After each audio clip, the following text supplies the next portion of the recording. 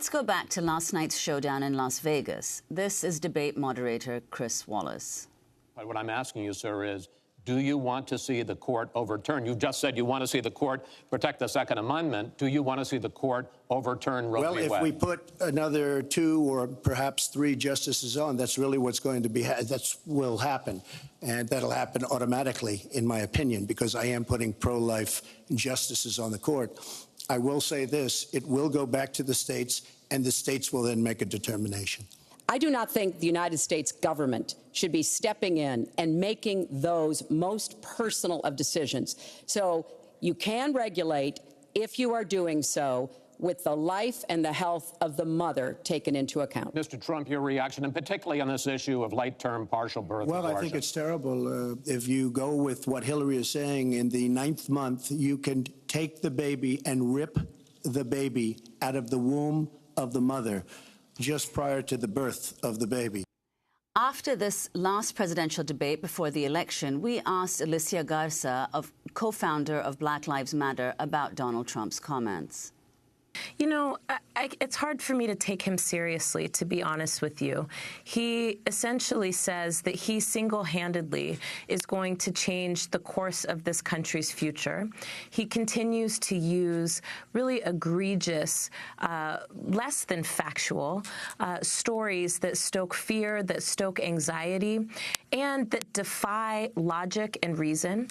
And so whether it was, you know, the conversation around abortion, or whether it's the conversation around immigration reform, or even if it's this conversation that he continues to bring up around law and order, but then says that he's going to be the best friend to African Americans that we've ever had.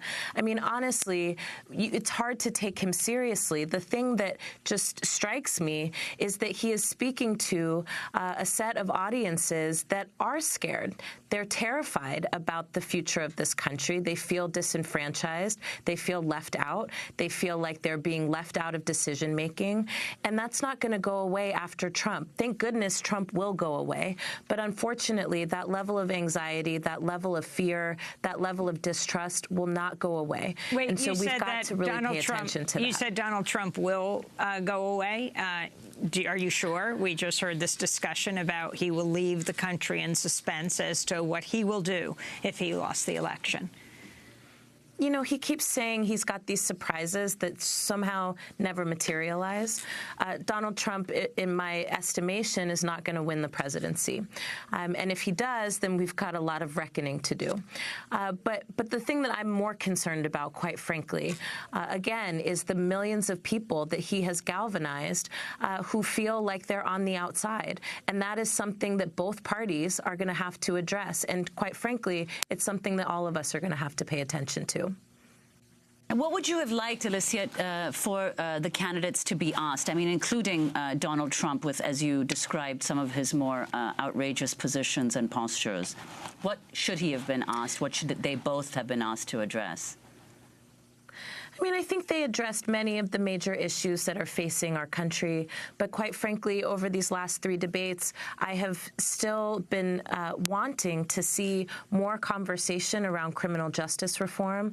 I want to see more conversation about what it's going to take to preserve the quality of life of Black people in this country who are being systematically murdered, incarcerated, and otherwise marginalized and disenfranchised. I wanted to hear more from each of the candidates about how these movements that have emerged over the last few years have influenced their thinking around how they want to bring America into its future. And quite frankly, just talking about gun control doesn't cut it.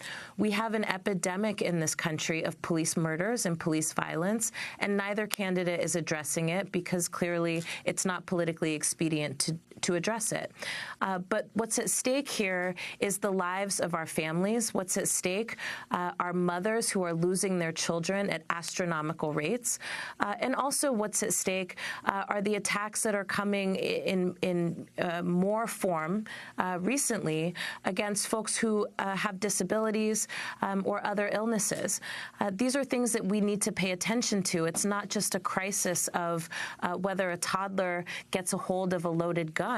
Quite frankly, every 28 hours in this country, a Black person is murdered by police, vigilantes, or security guards. And if it's not by police, then it's by policies that strip Black people of our right to dignity, to respect, and to living a full and good life. We have Black people throughout the South that are being denied medical care and being denied insurance. Donald Trump talked about how ineffective Obamacare was, and in fact, we should stop calling it that, right? It's the Affordable Care Act. He talked about how ineffective it is, but quite frankly, he didn't address the fact that thousands of Black people lack access to that very health care because Republican governors and Republican senators refuse to take funding to expand Medicaid programs. Things like that are things that Black folks across the country are looking to hear, and we're not hearing it. And I'm hoping that in this last 20 days, both candidates get a little less tone deaf, stop using us as bait, and instead address the issues that we care about.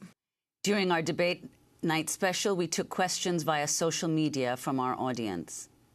One of the question came into us from Twitter just now. Do you support the ongoing MSM, mainstream media, self-imposed blackout on reporting on apartheid and Israel's inhumane treatment of Palestinians? I want to ask this to Phyllis Bennis, but first to Alicia Garza, because in the Black Lives Matter movement's many-point plan, you address the issue of Palestinians. Yeah, I mean, I think what's important for folks to understand here is that there is lots of common cause between African Americans and Palestinians, and that is not a new relationship. That's a relationship that has been forged over decades as a result of very similar feeling conditions that folks are existing in. And so I think that it's important that we open up these conversations to really address the concerns and the issues that are important to all of us. I think that what's happening in Palestine, and I think what we've seen through the Movement for Black Lives policy platform, certainly is that there is a desire for social movements to connect to movements around the world and to support movements who are struggling and fighting for self-determination, as many of the movements here are as well. And Phyllis Bennis, you're a long-time observer and activist around the issue of Israel-Palestine. I don't think there's been a time recently where it's been talked about less than in these last few months. Talk about the situation on the ground and what you think has to happen right now. We actually just recently had Ann Wright on Democracy Now!, the colonel, the former American diplomat, who attempted to get to Gaza to challenge the naval blockade there with a group of women from around the world. They were taken into custody at Ashdod, the Israeli Navy, and she was sent back to this country. You know, I think it's very important to keep in mind both the situation on the ground and the situation of the discourse here in the United States. What Alicia was just talking about is crucially important. The rising focus of the Movement for Black Lives on this connection, as Alicia said, a long-standing connection, but one that is getting new attention with the Black community in the United States, looking at the question of Palestine and the links of solidarity with Palestinians, something that emerged so sharply and so powerfully at the time of the uprising in Ferguson, when Palestinian activists were tweeting instructions for their comrades and colleagues in Ferguson about how to deal with tear gas, because the tear gas used by the Israeli military against Palestinians is made in the United States. It's the same tear gas. So they had a lot of experience with it.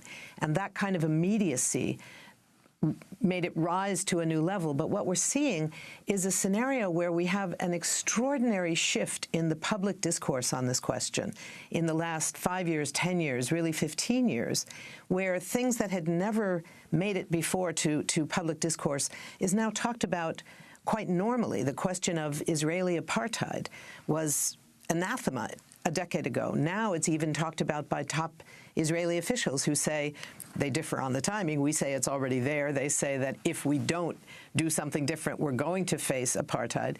So we have this massive shift in the discourse, a significant shift, not quite there, but a significant shift in the in the media coverage, only a tiny shift in some political discourse. The decision of 60 members of Congress to skip the speech of the Israeli prime minister this past year would never have happened before. But on the ground, the situation gets worse.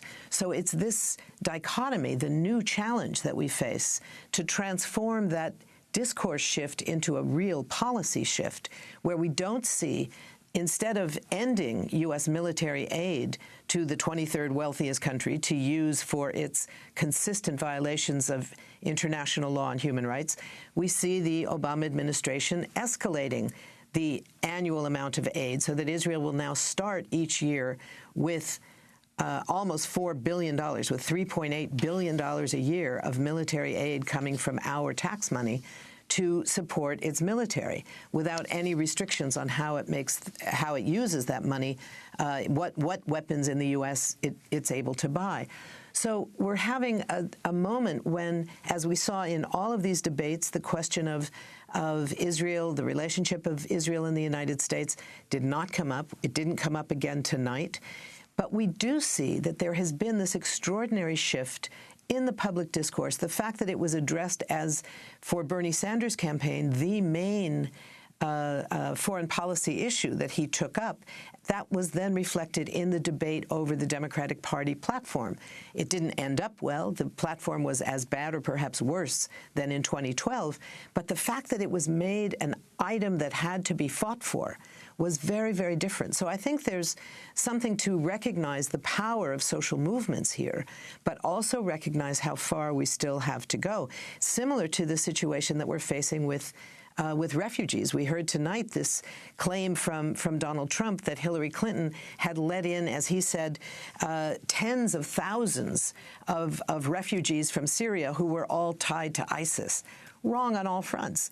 The fact that the U.S. government was proud of allowing in only 10,000 Syrian refugees in an entire year, in a period where for months Germany was taking in 20,000 a day during the height of the refugee crisis, was one more example. We don't have a refugee crisis here. We have a racism crisis here. And the kind of Islamophobia, the ISIS bashing that we were hearing from Trump about these refugees, what that says about how far we have to go, the kinds of movements that we need to build, linking the anti-war work with the refugee support work in this country to transform how refugees are treated so that they are welcomed, not grudgingly accepted, well, okay, if we have to take just 10,000 in a whole year, I guess we can, but to say we welcome people. Young people should be demanding the right to go to school with Syrians. You know, we weren't hearing any challenge to this sort of mainstream assumption that the refugees are inevitably dangerous, possibly violent, need to be vetted more than any other country in the world even imagines vetting. We heard no challenge to that tonight, and I don't think we can assume that we will hear leadership from the candidates. It's going to have to come from our movements. Phyllis Bennis is a fellow at the Institute for Policy Studies. She's written several books, including most recently Understanding ISIS and the New Global War on Terror. Thanks also to Alicia Garza, co-founder of Black Lives Matter.